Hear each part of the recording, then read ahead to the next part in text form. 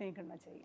बिल्कुल। शांति प्रसाद भट्ट जी, आपको लग रहा है कि गांधीगिरी फॉर्मूले से कांग्रेस उभर पाएगी, जिस तरह का फॉर्मूला अब अपना रही है कांग्रेस?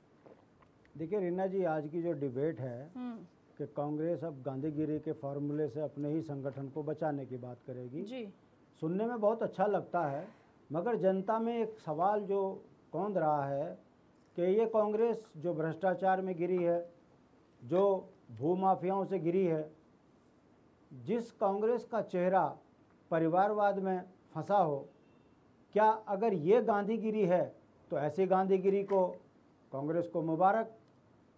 सवाल यहाँ इस बात का है रीना जी कि जिस कांग्रेस को जनता ने विपक्ष की भूमिका में बैठाया है और ये उम्मीद करी थी कि ये भारतीय जनता पार्टी की जो जुल्मी सरकार है इसके खिलाफ सख्ती से सदन पे काम करेगी, सड़कों पे आंदोलन करेगी और जनमानस को एक मत करके उत्तराखंड के बुनियादी सवालों में सरकार को घेरेगी, ऐसा नहीं हो पा रहा है।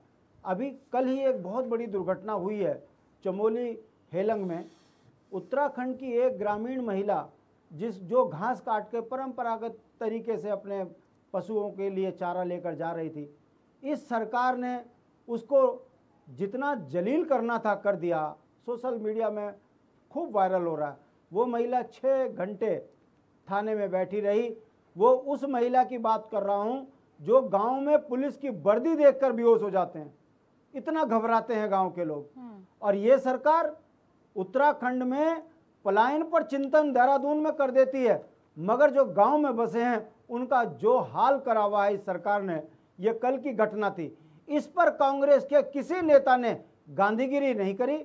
यदि विपक्ष के नेता होने के नाते सारे विधायक फूल लेकर जाते कि हम गांधीगिरी के तहत सरकार को आईना दिखा रहे हैं कि हमारे गांव की महिलाओं के साथ ये अन्याय बंद करो, ये राज्य पर्वतीय मूल के लोगों के लिए है, अब आप इतना जुल्म मत करो, उसके लिए गांधीगिरी दिखाते और तब अपने संगठन में लागू करने की बात करते तो एक संदेश जाता कि शायद मृत पड़ी कांग्रेस को अपने पूर्वजों की याद आई और गांधीगिरी के फॉर्मूले से शायद ये जनता के बीच में एक अच्छा संदेश ले रहे हैं। और जनता देख भी रही है कि हेलंग में उन्होंने महिला के लिए ऐसा किया। ऐसा तो हो नहीं रहा। आप 5 साल नौटंकी करो और फिर चुनाव में एक दूसरे पे जूतम पैजार करो और बाद में अपने बेटे के टिकट के लिए नाराज होकर कोई उधर भाग कोई उधर भाग। अगर ये गांधीगिरी है तो आधुनिक भारत में नौजवान बच्चे को आप इतना धोखा नहीं दे सकते। परिणाम आपके सामने है। हरीश रावत जी बहुत कद्दावर नेता हैं, मगर स्वतंत्र होकर कभी चुनाव नहीं जीत पाए। ये बताता है कि झूठ बहुत लंबे समय तक नहीं चलता।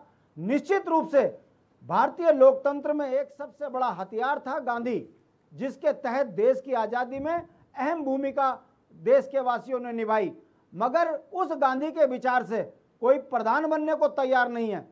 तो क्या ऐसे में कांग्रेस जो नौटंकी करने की कोशिश कर रही है, क्या कांग्रेस उन भ्रष्ट और बेईमानों को पहले बाहर करेगी जिन्होंने गांधी के मूल्यों की हत्या करी हो, जिसने गांधी के विचारों को कुचला हो? क्या कांग्रेस उन पर कार्रवाई करेगी? कौन सी कांग्रेस की आप बात कर रहे हो? क्या उत्तराखंड के जो राज्य आंदोलनकारियों के हत्यारे हैं वो कांग्रेस में हैं?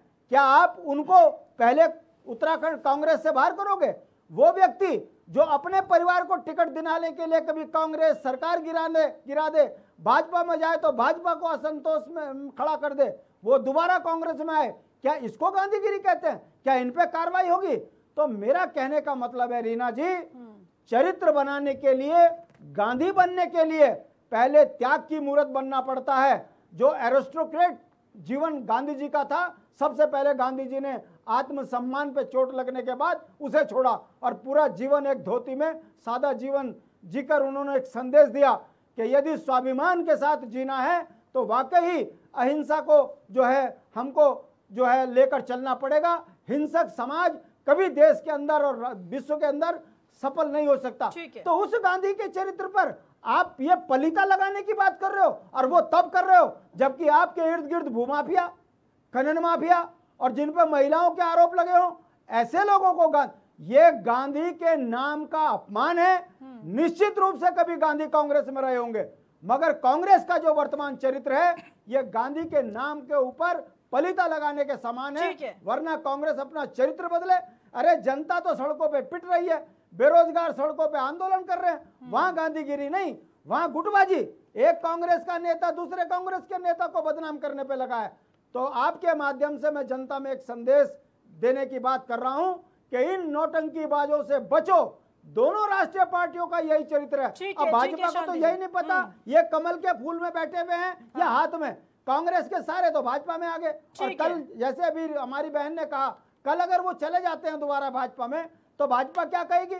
तो ये दोनों नौटंकीबाज पार्टियां उत्तराखंड से लेकर देश को राजनीतिक, आर्थिक, सामाजिक रूप से तोड़ रही है। ये गांधीगिरी की सोच नहीं है। जनता इस बात को समझेगी और एक दिन इनके इस चरित्र के ऊपर कार्रवाई भी करेगी। ठीक है मनोज अष्टवाल जी, आपको क्या लग रहा है कितना ये जरूरी है गांधीगिरी फॉर्मूला? कहां से यहाँ पर सोच में आया कांग्रेस के? क्योंकि बार बार ये कहा जा रहा था कि ऐसे नेताओं पर आप कार्रवाई क्यों नहीं करते हैं, तो अब यहाँ पर कांग्रेस की सफाई की भाई ये वरिष्ठ नेता है, हम इन पर कार्रवाई नहीं कर सकते, इसीलिए हम गांधीगिरी के तहत ही उन्हें ये बताने की कोशिश करेंगे कि आप जो बयान दे रहे हैं उससे पार्टी असहज महसूस कर रही है।